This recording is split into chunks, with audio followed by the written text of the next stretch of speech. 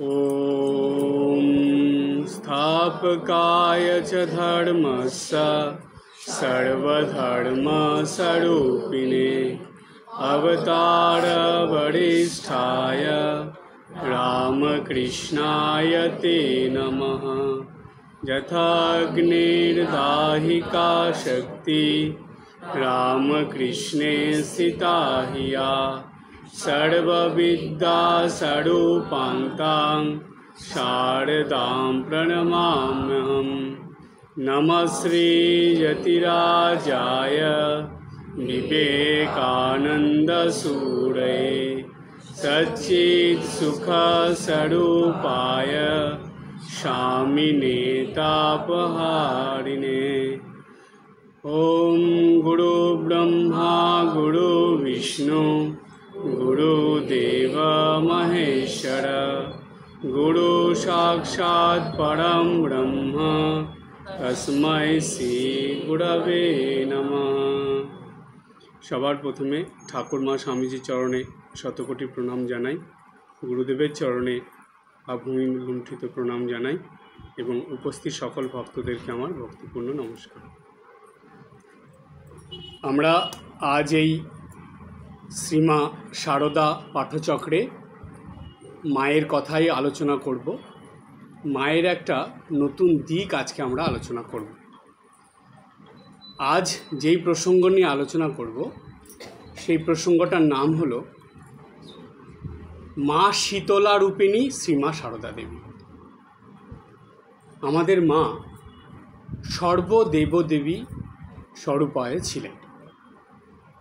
তো সর্বদেবী যেহেতু মায়ের মধ্যে ছিল, তাই আমরা মায়ের জীবন যদি খুব ভালো করে পড়ি বা দেখি, মায়ের জীবনে এমন কিছু ঘটনা আছে যেই ঘটনাগুলো মা যে স্বয়ং মা কালী ছিলেন সেটা প্রমাণ দেয়, যেই ঘটনাগুলো মা যে স্বয়ং দুর্গা ছিলেন তার প্রমাণ দেয়, যেই ঘটনাগুলো মা যে স্বয়ং অন্নপূর্ণা ছিলেন তার প্রমাণ দেয়। ঠিক তেমনি মায়ের জীবনে এমন কিছু ঘটনা আছে যেই ঘটনাগুলো মা যে স্বয়ং মা শীতলা ছিলেন তার প্রমাণ দেয়। আজকে আমরা সেই জন্যই নতুন একটা বিষয় নিয়ে আলোচনা করব। সেই বিষয়টার নাম হলো মা শীতলা রূপিণী শ্রীমা সারদা দেবী। আপনারা শীতলা মায়ের প্রণাম মন্ত্র জানেন? শীতলা মায়ের প্রণাম মন্ত্র হলো ওম নমামি শীতলাম দেবীম রাসভস্থং দিগম্বরীম মার্জনী কলসম উপেতাং শূর্প অলঙ্কৃত মস্তকাম। এই প্রণাম মন্ত্রের অর্থটা কি? এই শীতলা মায়ের প্রণাম মন্ত্রে মায়ের রূপটা বর্ণনা করা হচ্ছে। প্রণাম মন্ত্রগুলোর বিশেষত্ব কি জানেন? যে কোনো দেবদেবীর প্রণাম মন্ত্র তার সেই দেবীর বা দেবতার একটা রূপ বা বিশেষ গুণের বর্ণনা থাকে, সেটা বলে তারপরে তাকে প্রণাম জানানো হয়।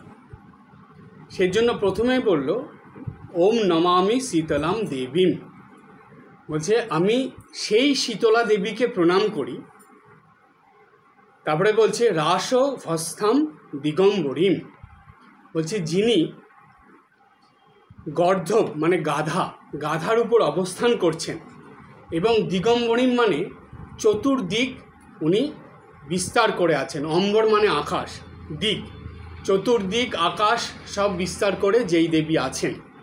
তারপরে বলছে মার্জনীম কলসম উপেতাম, মানে যিনি কলসি ধরে আছেন, এবং এটা মার্জনী মানে হলো ঝাড়ু হাতে নিয়ে কলসি কাকে নিয়ে মানে কলসি ধরে যিনি আছেন। তারপরে বলছেন যে শূর্প অলঙ্কৃত মস্তকাম দন্তস্বয় দীর্ঘ পয়রের। এই শূর্প কথার মানে হলো কুলা জানেন যে আপনারা? ওইটা শীতলা দেবীর মাথায় কুলা থাকে, বলে না গ্রাম্য ভাষায় এটাকে কি বলে? কুলা বলে। তো এই কুলা যার মাথায় রয়েছে এবং যার মাথায় থেকে সেটা অলঙ্কৃত করে রেখেছে, সেই রকম যিনি দেবী, সেই শীতলা দেবীকে আমরা প্রণাম করছি। এই হলো শীতলা মায়ের প্রণাম মন্ত্র। প্রথমে আমরা শীতলা মা বা শীতলা দেবীর সম্বন্ধে একটু জানি। শীতলা মা হলেন বা শীতলা দেবী হলেন লৌকিক দেবী। লৌকিক দেবী কেন?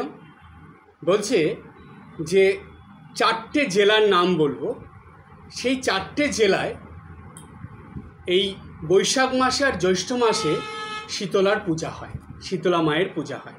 এমনকি শীতলা স্থানও আছে। সেই 4টে জেলা কি কি? প্রথম হলো বর্ধমান, দ্বিতীয় পুরুলিয়া, তৃতীয় বাঁকুড়া, আর চতুর্থ হলো আপনার পুরুলিয়া, বর্ধমান, বাঁকুড়া, আর একটা হলো মেদিনীপুর। বুঝতে পেরেছেন?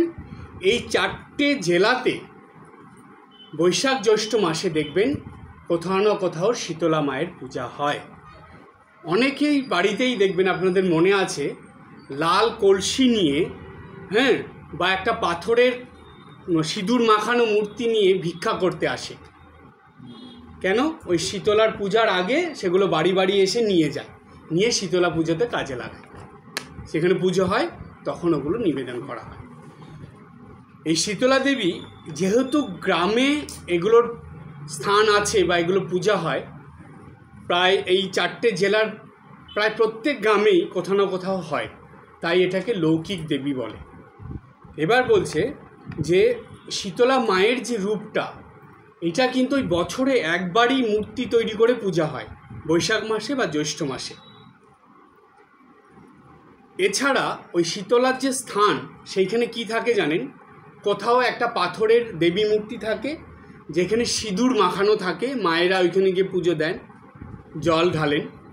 কোথাও বা ঘট থাকে। কামারপুকুরের মন্দিরের পাশে রঘুবীরের মন্দির দেখেছেন? রঘুবীরের মন্দিরে শীতলার ঘট দেখেছেন? শীতলার ঘট কি? লাল কাপড় দিয়ে করা, এবং ঘটের মধ্যে জল আছে, উপরে একটা আম্রপল্লব, আবার আম্রপল্লবে সিঁদুর দেওয়া। দেখেছেন? ওই জলটা প্রতি সপ্তাহে একবার করে চেঞ্জ করে দেওয়া হয়। তো ওইটা হলো মা শীতলার। ঠাকুর শ্রী রামকৃষ্ণ দেবে তাদের পরিবারের এইটা হলো কুলদেবতা দুজন। একজন দেবী, তিনি হলেন এই রঘুবীর, আর দেবী হলেন শীতলা। এই হলো ঠাকুরদের কুলদেবতা। তো এই শীতলা মায়ের কিন্তু দেখুন কোথার থেকে সূত্র, দেখুন সেই ঠাকুরের সময় থেকে শ্রীমা সারদা দেবী এই রঘুবীরকে আর এই শীতলা মাকে এত মানতেন, সেই যেদিন থেকে বিয়ে হয়ে এসেছে তারপর থেকে মা যে কতবার এই কুলদেবতাদের কথা বলেছেন তার অন্ত নেই। অনেক জায়গায় আমরা পাই মায়ের কথার মধ্যে। আর রঘুবীর মা দেখবেন কিছু হলেই হে রঘুবীর এই কথা বলে তিনি প্রণাম জানাতেন। খুব মানতেন রঘুবীরকে মা। আর কাকে মানতেন? শীতলাকে। মা বলছেন তার কথায়, মায়ের শ্বশুরের কথা বলছেন। কি বলছেন মায়ের শ্বশুরের কথা? মা বলছেন যে আমার শ্বশুর খুবই নিষ্ঠাবান এবং ভক্তিপরায়ণ পুরুষ ছিলেন। তিনি অপরিগ্রাহী ছিলেন, কারো কাছ থেকে কিছু নিতেন না। কিন্তু খুব মজার ঘটনা আছে একটা, জানেন? ভক্তরা রঘুবীর আর শীতলার পুজোর জন্য কিছু দিয়ে যেত, তো ঠাকুরের বাবা সেগুলো কিছু নিতে চাইতেন না। খুব নিষ্ঠাবান ব্রাহ্মণ তো, কিন্তু ঠাকুরের মা খুব সরল সোজা, তো তারা ঠাকুরের মার কাছে দিয়ে যেত। ঠাকুরের মা সেটা ঠাকুরের বাবাকে না জানিয়ে রান্না করে ভোগ দিয়ে দিত। এবার ভোগের পর যখন খেতে বসেছে ঠাকুরের বাবা, তখন জিজ্ঞেস করছে এটা কোথা থেকে আসলো, এটা কোথায় থেকে করলে পেলে? তখন উনি সত্যি কথা বলে দিতেন। তখন উনি বলতেন না এরকম নেবে না, এগুলো ঠিক না, এগুলো নেওয়া না, আমরা ব্যবস্থা করব। চন্দ্রমণি দেবী শুনতেন, কিন্তু পরে আবার সেই কাজই করতেন। এই রকম মনের ছিলেন তিনি। এই রকম মনের ছিলেন বলেই স্বয়ং মা লক্ষ্মী তাকে দেখা দিয়েছিলেন, জানেন তো? লক্ষ্মী পুজোর দিন লক্ষ্মীর সঙ্গে ঠাকুরের মায়ের কথা হয়েছিল, সেই ঘটনা আমরা প্রায় সকলেই জানি। তো এই রকম উচ্চ স্তরের তিনি ছিলেন। ঠাকুরের জন্মের আগে ঠাকুরের মা অনেক দেবদেবীকে দেখেছেন, অনেক দেবদেবী এসে দেখা দিয়ে যেত, এমনকি ঠাকুরের জন্মের পরেও অনেককে তিনি দেখেছেন। এই রকম উচ্চ হৃদয়ের বা উচ্চ মনের মহিলা ছিলেন ঠাকুরের মা। যাই হোক, তো সেই শ্বশুরের কথা বলতে গিয়ে আমাদের মা বলছেন যে তার জ্বলন্ত ভক্তি ছিল, বলছে সেই জন্য শীতলা তার সঙ্গে সঙ্গে ঘুরত। লাহাবাবুদের বাগানে ঠাকুরের বাবা ফুল তুলতে যেতেন ভোরবেলা প্রতিদিন। সেইখানে একদিন গিয়ে দেখছেন একটা 8-9 বছরের মেয়ে লাল কাপড় পরা ঠাকুরের বাবাকে বলছে যে বাবা তুমি এদিকে এসো, এইদিকে অনেক ফুল আছে, আমি ডালটা নুইয়ে ধরছি, তুমি সেখান থেকে ফুলগুলো সংগ্রহ করে নাও। ঠাকুরের বাবা সেই কথা শুনে ওদিকে গেলেন, গিয়ে দেখলেন যে মেয়েটা ডালটা নুইয়ে ধরেছে, ফুলগুলো নিচ্ছেন। নিতে নিতে ঠাকুরের বাবা জিজ্ঞেস করলেন, আচ্ছা মা তুমি কে, এত সকালবেলা এখানে এসেছো? তখন ওই মেয়েটা বলছে ঠাকুরের বাবাকে যে বাবা আমি এই তো এইখানেই থাকি, এই লাহাবাবুদের বাড়ির। এই কথা বলে যেই ঠাকুরের বাবার ফুল তোলা হয়ে গেল, তারপরে মেয়েটাও চলে গেল। তো মা বলছেন উনি হলেন শীতলা। শীতলা মা তিনি ওই ছোট্ট মেয়ের বেশ ধরে ঠাকুরের বাবা যখন ফুল তুলতে যেতেন তখন তিনি সেইখানে যেতেন। এই এতটাই ছিল শীতলা মায়ের ঠাকুরের পরিবারের উপরে তা এত কৃপা বা আশীর্বাদ, সব সময় ঠাকুরের বাবার সঙ্গে সঙ্গে থাকতেন। এমনকি ওইখানে শীতলা এত জীবন্ত, শীতলা মায়ের এমন ওইখানে প্রভাব যে শ্রীমা সারদা দেবী বলছেন যে ঠাকুরের বাবার যাওয়ার পরেও সেখানে কিন্তু সেবা বন্ধ হয়নি। রঘুবীর আর শীতলার সেবা সেই যে ঠাকুরের বাবা শুরু করেছিলেন সেখান থেকে কিন্তু কন্টিনিউ চলছে আজ পর্যন্ত, একটা দিন বন্ধ হয়নি। আর ওইখানে ঠাকুরের বাবাই ঠিক করে দিয়েছিলেন যে রঘুবীরের ভোগ হবে নিরামিষ খিচুড়ি ভোগ, আর শীতলা মায়ের মাছ ভোগ হবে। দেবী তো, তাকে মাছ ভোগ দেওয়া হয়, এখনও পর্যন্ত কিন্তু সেটা চলছে। রঘুবীরের খিচুড়ি ভোগ বা নিরামিষ ভোগ, আর শীতলা মায়ের মাছ ভোগ। এরপরে মায়ের জীবনের ঘটনা একটা বলি। শীতলা মা যে মার সঙ্গে সঙ্গেই থাকতেন তার দেখুন কতগুলো প্রমাণ আমরা পাই। প্রথম কথা, মা যাচ্ছেন বৃন্দাবন, বৃন্দাবন থেকে হরিদ্বার, হরিদ্বার থেকে জয়পুর হয়ে গোবিন্দজি, জয়পুরে খুব নাম করা, তার দর্শনে গিয়েছিলেন। মার সঙ্গে ছিল যোগীর মা আর স্বামী যোগানন্দজি মহারাজ, আরও অনেকে। যখন ট্রেনে করে যাচ্ছেন সেই সময় স্বামী যোগানন্দজি খুব জ্বর এসেছে, এতটাই প্রবল জ্বর, সেই জ্বর আর কিছুতেই ছাড়ছে না, যোগানন্দজি প্রায় অজ্ঞান হয়ে পড়েছেন। তখন মাকে যখন বলা হলো, মা খুব চিন্তা করছেন, মা হাত জোর করে প্রার্থনা করছেন। যোগীন মা তার স্মৃতিচারণায় বলছেন একটা ঘটনার কথা, যে ওই যে যোগানন্দজি ওইভাবে পড়ে আছে, হঠাৎ করে দেখছে যে একজন পুরুষ এসেছে, ভয়ঙ্কর তার চেহারা, তার নাম হলো জরাসুর।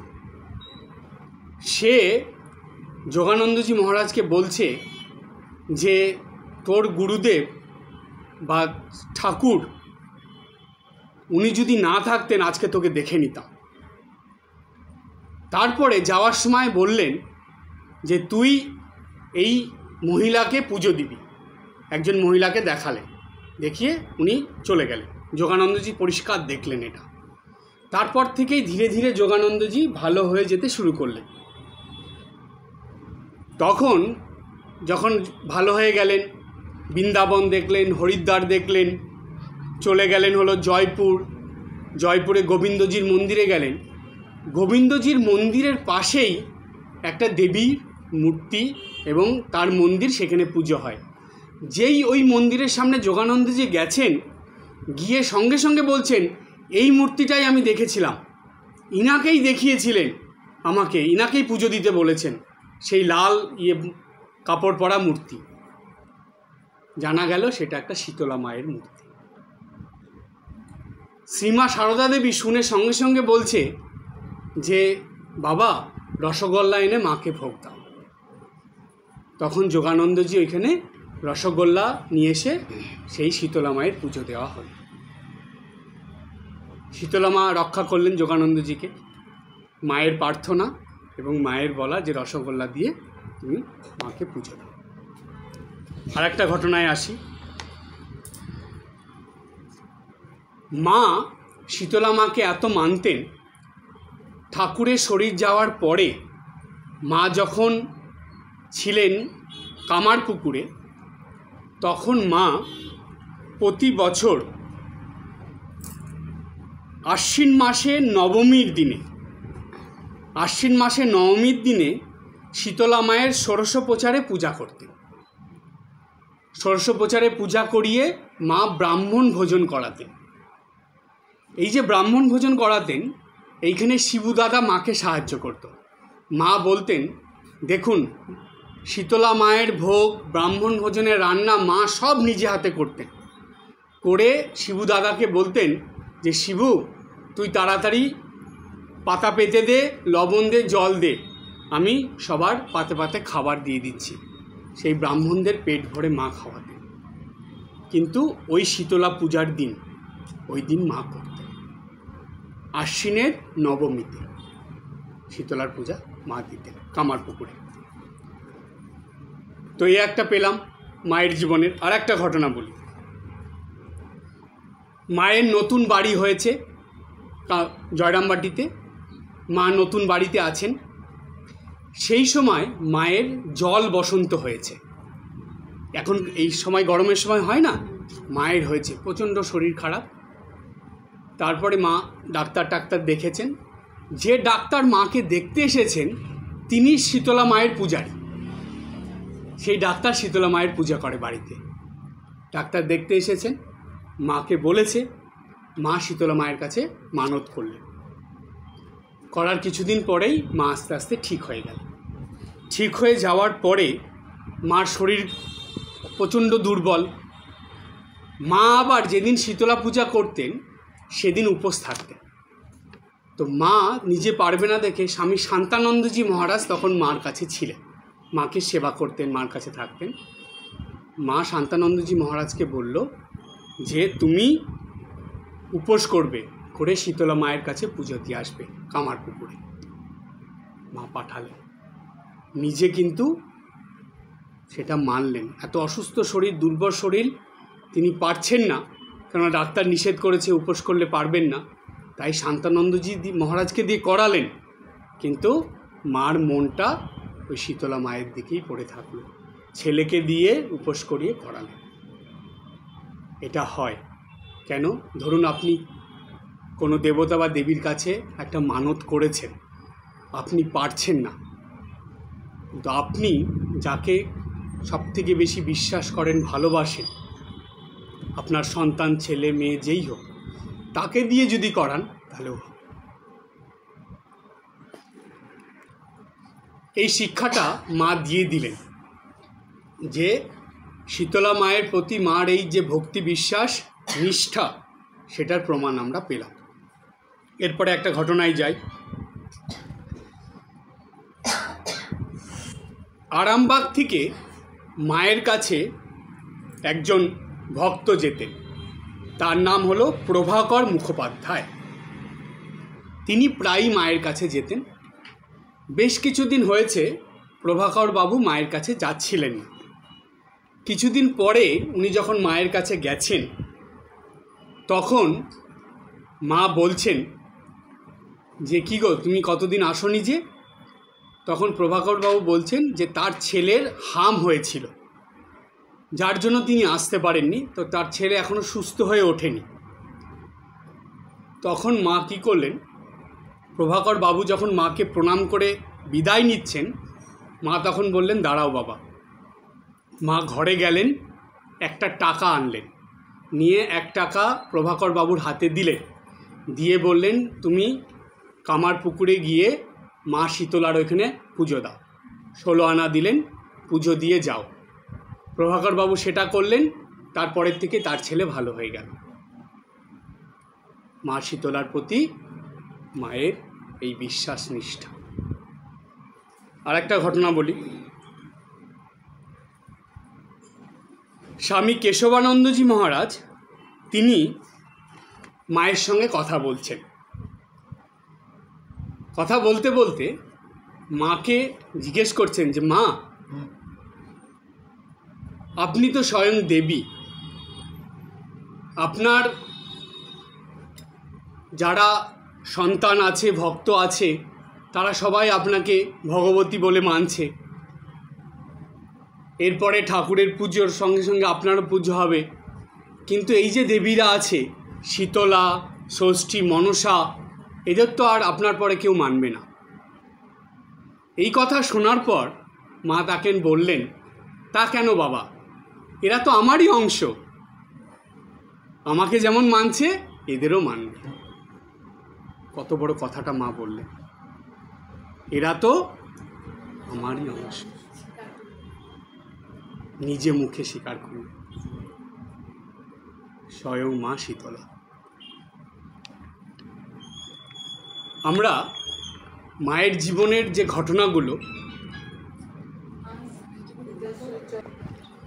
সুতরাং মায়ের জীবনীতে যে আমরা পেলাম এই যে শীতলা মায়ের কথা, এই শীতলা মায়ের যে প্রসঙ্গগুলো আমাদের আলোচনা হলো পরপর, তাতে করে এইটা পরিষ্কার আমরা বুঝতে পারলাম যে শ্রীমা সারদা দেবীর শীতলা মায়ের প্রতি কতটা ভক্তি, নিষ্ঠা, ভালোবাসা, বিশ্বাস ছিল, সেটাও বোঝা গেল।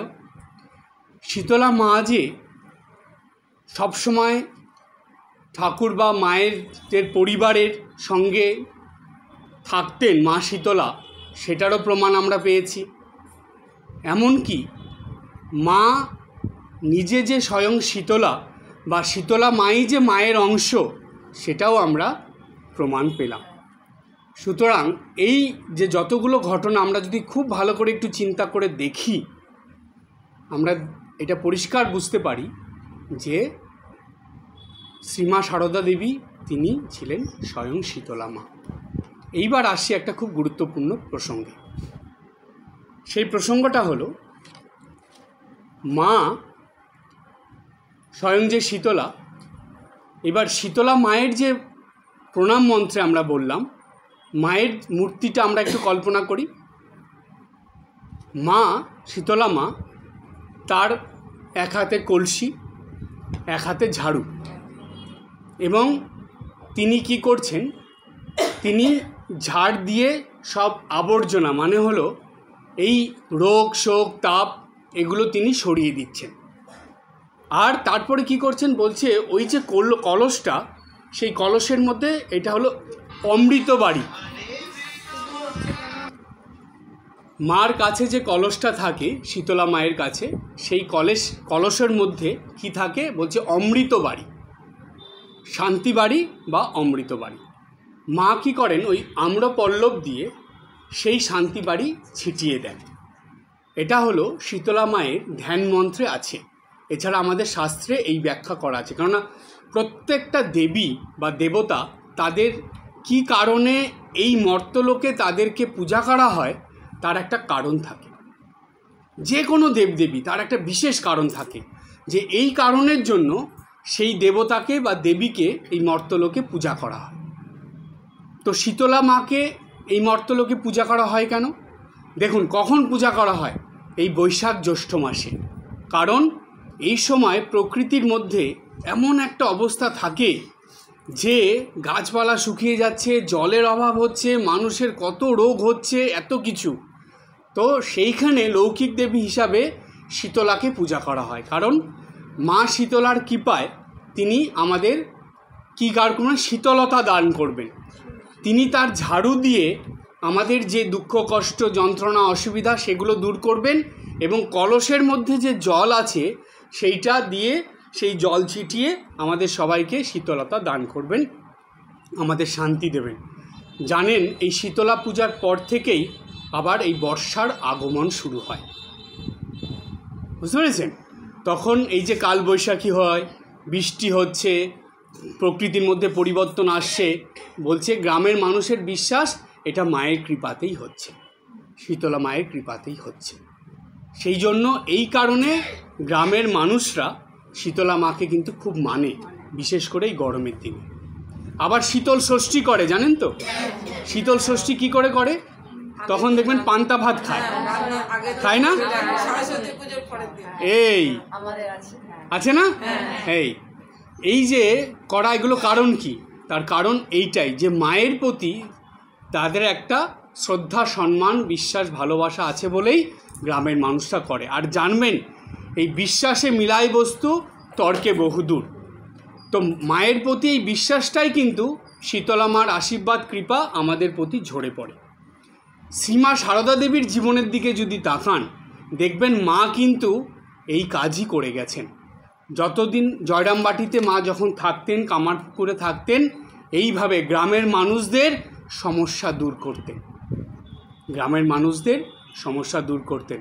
মায়ের কথায়, মায়ের কাজে, মায়ের সেবায় সবার মনে শীতলতা আসতো, সন্তুষ্টি আসতো, সবাই শান্তি পেত। অনেক ভক্তরা মায়ের কাছে এসে চুপচাপ বসে থাকতেন। কেন? আরে তোমরা মায়ের কাছে এসো, মাকে কিছু বলো। বলছে যে না, মায়ের কাছে বসে থাকতেই ভালো লাগে, তাতেই মনে শান্তি আসে। আমি বেলুড় মঠে দেখেছি, জানেন, বেলুড় মঠে মায়ের মন্দিরে সকালবেলা, বিকেলবেলা তো অনেক লোক থাকে, বিকেলবেলা হয় না, সকালের দিকে দেখেছি অনেক ভক্তরা এসে চুপচাপ মায়ের মন্দিরে এক কোণায় বসে আছে, অনেকক্ষণ ধরে, দীর্ঘক্ষণ ধরে, প্রায় প্রতিদিনই আসে। আমি একদিন একজন ভক্তকে জিজ্ঞেস করলাম, সে আমাকে এসে, আমি রাস্তা দিয়ে হেঁটে যাচ্ছি, সে আমাকে এসে প্রণাম করলো। তা আমি বললাম, আপনি মায়ের মন্দিরে এসে বসেন? বলছে হ্যাঁ মহারাজ। আমি বললাম যে প্রতিদিনই? বলছে হ্যাঁ মহারাজ, প্রতিদিন এসে একটু মায়ের মন্দিরে বসি। তো আমি তখন বললাম যে আচ্ছা, এই যে এতক্ষণ মায়ের মন্দিরে বসে থাকেন, আপনার ভালো লাগে? বলছে মহারাজ, শুধু যে ভালো লাগে তা না, মন একদম শান্ত হয়ে যায়। বলছে মন একদম শান্ত হয়ে যায়। দেখুন, এই হলেন মা, শীতল করে দেয় আমাদের মন, প্রাণ, অন্তর, আত্মা। তার মানে আমাদের শরীর, আমাদের মন, আমাদের আত্মা, যাই বলুন, সব কিছু মায়ের কৃপায় শীতল হয়ে যায়, শান্ত হয়ে যায়। মা দেখবেন, মায়ের কথাতে আমরা একটা ঘটনা পাই যে মা ঝাড়ুটাকেও খুব সম্মান দিচ্ছেন, আছে না? একজন ঝাড় দিয়ে ঝাড়ুটাকে ছুঁড়ে ফেলে দিয়েছিল। মা সঙ্গে সঙ্গে কি বললেন, যেটা কি করলে, যাকে নিয়ে তুমি কাজ করলে সেটা তো আবার প্রয়োজন পড়বে, তাকে তুমি এইভাবে অশ্রদ্ধা করছো। তখন মা কি করলেন, ঝাড়ুটা তুলে এনে ঠিক জায়গায় রাখলেন। মা বললেন, খুব বড় একটা কথা মা বললেন, যে যাকে রাখো, স্বয়ং শীতলা তো, তিনি তার হাতের ওই জিনিস, সেটাকে অপমান করতে পারেন? কখনো অপমান হতে দেবেন না। ঝাড়ুরও সম্মান আছে, সেটাও মা আমাদের শিখিয়ে দিলেন। মা কি শুধু সেই মহিলাটার জন্য বলেছিলেন? আমাদের সবার জন্য বলেছিলেন, যে আমরাও যাতে সেটা ঠিকভাবে রাখি। সুতরাং দেখুন, মায়ের জীবনের ঘটনাগুলো যদি চিন্তা করা যায়, আমরা অনেক ঘটনা পাই যেগুলো আমাদের শাস্ত্রে শীতলা মায়ের, শীতলা দেবীর যে বর্ণনা আছে, যে তার গুণাগুণ আছে, যে কার্যপদ্ধতি আছে, শ্রীমা সারদা দেবীর জীবনে তাই পেয়ে যায়। সুতরাং মা শীতলা আর মা সারদা যে অভিন্ন, এটাই আর কোনো সন্দেহ থাকলো না। এবার আসি চণ্ডীর কথায়। চণ্ডীতে বলা হচ্ছে, এবং ভগবতী দেবী সা নিত্যাপি পুনঃ পুনঃ সম্ভূয় কুরুতে ভূপ জগত পরিপালনম। বলছে যে এই দেবী ভগবতী তিনি এই জগতে বা এই মর্তলোকে মানুষের ভালোর জন্য, উপকারের জন্য বিভিন্ন দেবীর বেশে এই জগতে আসেন, পূজা নেন এবং সবার মঙ্গল করেন, কল্যাণ করেন। সুতরাং দেখবেন সারা বছরে বলুন তো কত দেবী পূজা হয়, দেবতাদের থেকে দেবীদের পূজা বেশি হয়, তাই কি না? সব থেকে বড় উৎসবের পূজা কোনটা আমাদের? দেবী পূজা, তারপরে কালী পূজা, দেবী পূজা, লক্ষ্মী পূজা, সরস্বতী পূজা, বাসন্তী পূজা, কত পূজা আছে। দেখবেন আমরা দেবী পূজাতেই বেশি আনন্দ করি। এই যে দেবী, তিনি তো এক পরম শক্তি, তিনি বিভিন্ন রূপে মানুষের মঙ্গলের জন্য, কল্যাণের জন্য, মানুষের উপকারের জন্য আসেন, এসে সবার মঙ্গল করেন বিভিন্ন রূপে। ঠিক সেরকম একটা রূপ হলো শীতলা মায়ের রূপ। তাহলে সেই শীতলা মায়ের রূপ যদি হয়, মায়ের ওই কথাটা আমরা আরেকবার চিন্তা করি। মাকে যখন স্বামী কেশবানন্দজি জিজ্ঞেস করলেন যে এরপর থেকে তো মাস এই যেগুলো দেবীরা যেই পুজোগুলো হয়, শীতলা, ষষ্ঠী, তারপরে আপনার মনসা, এদের তো আর কেউ মানবে না, পুজো করবে না। তখন মা কি বললেন? তা কেন বাবা, এরাও তো আমারই অংশ। তার মানে মা কি হলেন? পরম শক্তিরূপিণী ভগবতী। সুতরাং জানবেন আমাদের মায়ের ছবিতে, এটা জেনে রাখুন, আমাদের সারদা মায়ের ছবি বা মূর্তিতে যে কোনো দেবীর পূজা আপনি করতে পারবেন, যে কোনো দেবী। মনসা পূজা করুন, শীতলা পূজা করুন, ষষ্ঠী মায়ের পূজা করুন, দুর্গা পূজা করুন, কালী পূজা, সরস্বতী পূজা, বাসন্তী পূজা, সব পূজা মায়ের ছবিতে করতে পারবেন। কারণ সেই স্বয়ং মহামায়া ভগবতী শ্রীমা সারদা দেবী, যার মধ্যে সমস্ত দেবীর প্রকাশ তার জীবনীর মধ্যে আমরা পাই। এখন কিন্তু বিভিন্ন জায়গায় ভক্তরা মায়ের ছবিতেই এই পুজোগুলো করে।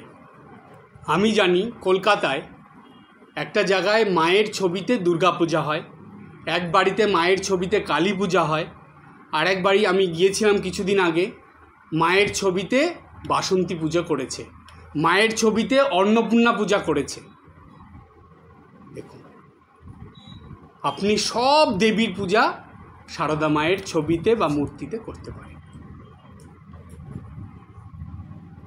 সুতরাং আমাদের মাই হলেন সর্বদেবী স্বরূপিণ্যই মা সারদা দেবী। তাই আমরা যাতে মায়ের মধ্যেই সব দেবীকে দেখি এবং সব দেবীর পূজা যাতে মায়ের মধ্যেই করি। অন্তত জানবেন এই বিশেষ বিশেষ দিনগুলোতে সকালবেলা আশ্রমে বা মন্দিরে যাওয়ার আগে ঠাকুর ঘরে মায়ের চরণে, ঠাকুরের চরণে ফুল দিয়ে, পুষ্পাঞ্জলি দিয়ে বা পুজো করে তারপরে যাবে। ঘরেরটা আগে করবে। দুর্গা পুজোর সময়ও সপ্তমী, অষ্টমী, নবমী, দশমী যাই বলুন, আগে ঠাকুর ঘরে, নিজের ঘরে সারদা মায়ের ছবিতে পূজা অঞ্জলি দিয়ে নিজের মতন করে, ওখানে কোনো ব্রাহ্মণ দরকার নেই, নিজের মতন করে মাকে দিয়ে, মা তো একদম নিজের আপন, তার কাছে আবার কিসের মন্ত্র দরকার, কি দরকার? দরকার কি? মনের ভক্তি, বিশ্বাস, ভালোবাসা, আপনতা। আমার মা কি বললেন? মা এত বড় কথা কেউ কখনো বলেছে? সেটা মাই বলেছেন। কি বললেন? জানবে তোমার আর কেউ না থাক, একজন মা আছে। কত বড় কথা দেখুন তো। কাউকে দরকার নেই, শুধু মা থাকলেই হলো। ছোটবেলায় তো তাই হয়েছে না? একটা বাচ্চা তার কি দেখে কোথাও গেলে, যে আমার মা আছে কিনা, আর কেউ আছে কি না আছে তার সেটা খেয়াল করে না, আমার মা আছে কিনা। এই যে ছোট বয়সের আমাদের মনের ভাবনা, এটাকে জীবনের শেষ দিন পর্যন্ত নিয়ে চলুন। সব সময় একটা মায়ের ছবি কাছে রাখবেন এবং সব সময় ভাববেন যে আমি একা নই, আমার সঙ্গে সব সময় মা আছে। একটা জিনিস, একটা কথা আজকে আপনাদের সবার শেষে বলে যাই, এটা মন্ত্রের মতন সব সময় মনে মনে বলতে থাকবেন এবং ভাববেন, আমরা মায়ের কাছ থেকে এসেছি, মায়ের কাজ করছি, আবার মায়ের কোলে ফিরে যাব। এই হলো আমাদের জীবন সাধনা। আমরা জানি এইভাবেই মাকে ধরে সারা জীবন চলতে পারি। আজকে এই পর্যন্ত। সবাই ভালো থাকবেন, হাসি খুশি আনন্দে থাকবেন।